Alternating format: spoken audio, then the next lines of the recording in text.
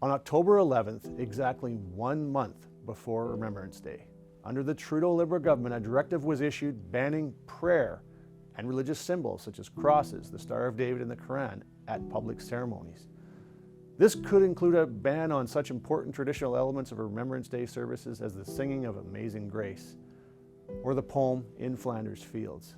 This is yet another woke policy that Justin Trudeau's government tried to sneak in without public knowledge.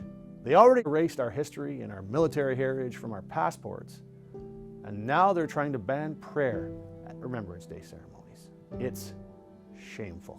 I first called this out in the House of Commons. Now, under this Liberal government, our military chaplains are being told they can't even pray for the fallen.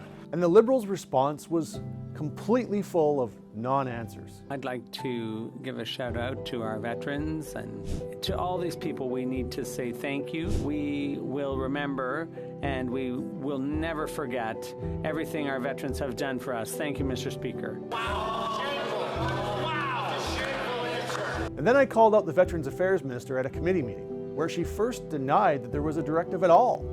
There has been no directive that no prayer is allowed at Remembrance Day services at all. I'm sorry to interrupt, but that is in fact inaccurate.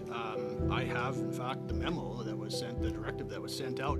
But when I indicated that I had a copy of the directive, she suddenly remembered that it existed. There was a directive that was given out by the Chaplain General with respect to this situation. But then tried to deny it would ban prayer by reading a very selective portion of the directive.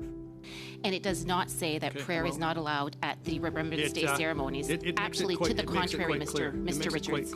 Although the directive is very carefully worded, it essentially tells chaplains to not pray and excludes Canadians of faith through a false sense of inclusion.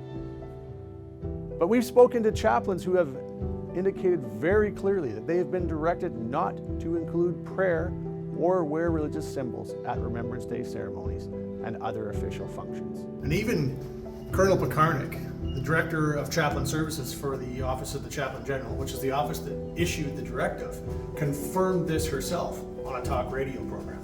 This policy is a clarification and a guidance to our chaplains in a public setting where there are people who do not believe in God or people who bring different perspectives. They will not use that language. So who do you believe? The Liberals or these military chaplains? I'll be putting forward a motion in Veterans Affairs Committee to demand answers as to exactly why the Trudeau government wants to prevent Canadians from praying for those who have made the ultimate sacrifice for our country. Please share this video and help spread the word so we can stop this disgrace.